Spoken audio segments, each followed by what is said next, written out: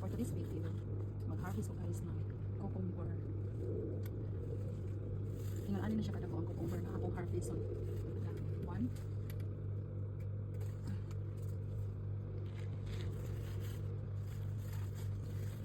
One.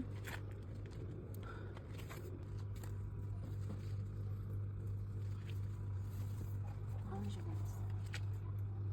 Two.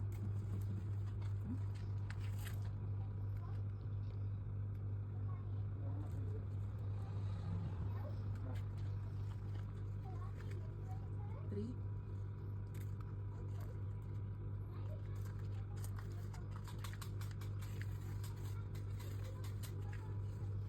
Tatlo na ang harvest ko guys. Nasa ilalim pa. Four.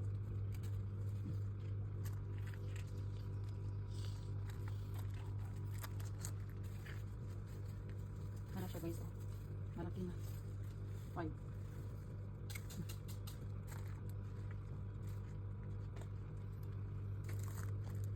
Marami pa siya mga naiwan guys.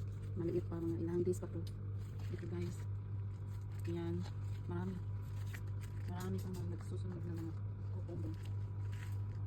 Dito sa taas. Ilang days pa to. Okay. So, dito na tayo sa zucchini. 5 yung na-harvest ko guys ng cucumber. Yung zucchini guys, napakalaki. Oh, have a look guys. Ilang days lang yung nag-harvest ko. Tapos ngayon, naka-harvest ako ulit. Oh, napakalaki. Dito tayo mag-position para hindi. Ayan guys. O, diba? Malaking zucchini. Ito siya guys. Napakalaki. And, one.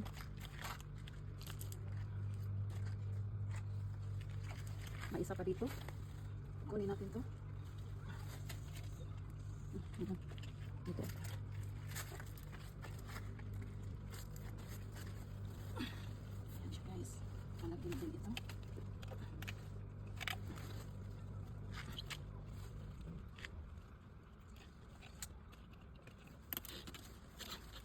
Ayan. Dalawa na. Punta ko na sa pangalawang puno. Mayroon dito guys, isa. Ayan, so maliit pa siya. Pwede na pupunin.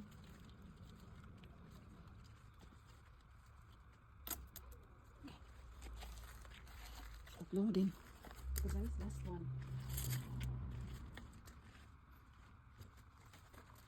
Ito na po. Okra. Habalok guys.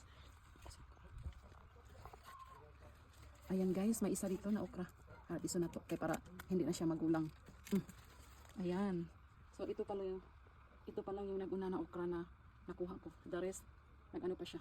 Sumisibol pa. Okay guys. So ito yung harvest ko guys. Yeah. Zucchini, 1, 2, 3. Then, isang okra. Sa mga 1, 2, 3, 4, 5, 6.